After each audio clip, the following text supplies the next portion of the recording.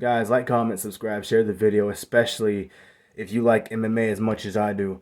No, I don't think Sergey will be next to fight Jon Jones, but if it did, I wouldn't be against it either.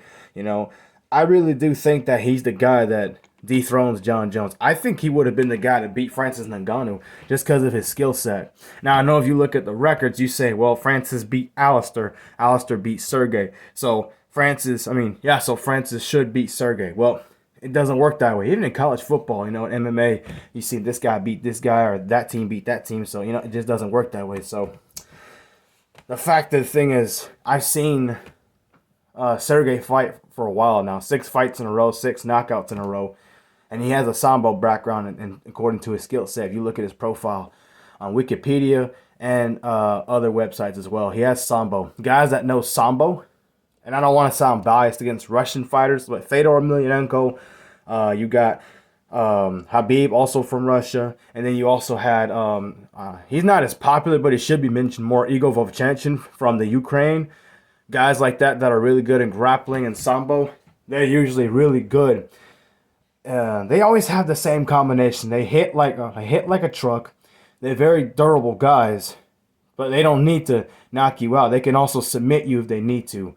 Sergey reminds me of Fedor. Not really skill set wise, not just because he's Russian, but if you look back at how Fedor fought, he was so focused and so dangerous. He never got off of his game plan when he fought somebody. And just when you think you had him, when you look at the Kevin Randleman fight, IWGP wrestler Fujita from 2003, he had Fedor in trouble, and Fedor managed to come back and win.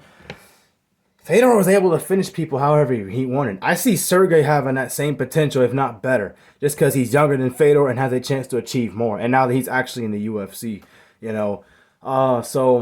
and the fact that Jon Jones has been in this game for so long, everybody falls off at some point.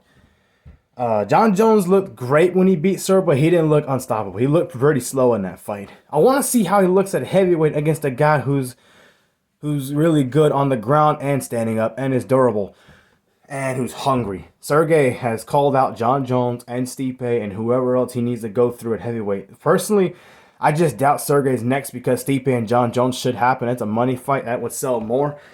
But if you're a diehard MMA fan, I think Sergey is the guy to beat Jon Jones. I think he can beat Stipe too, but that's just my opinion, He's a young, hungry lion who's gotten better. He's got a really good skill set. He's got heavy hands. And again, that focus is what separates some MMA fighters from being really good to great. The focus to be great.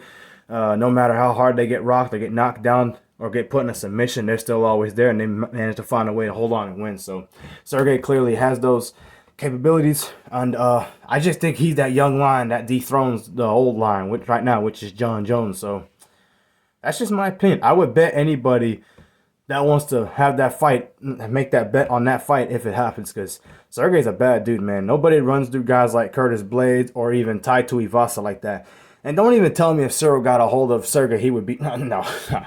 Sergey is too well-rounded to lose to someone like Cyril, who's really one-dimensional.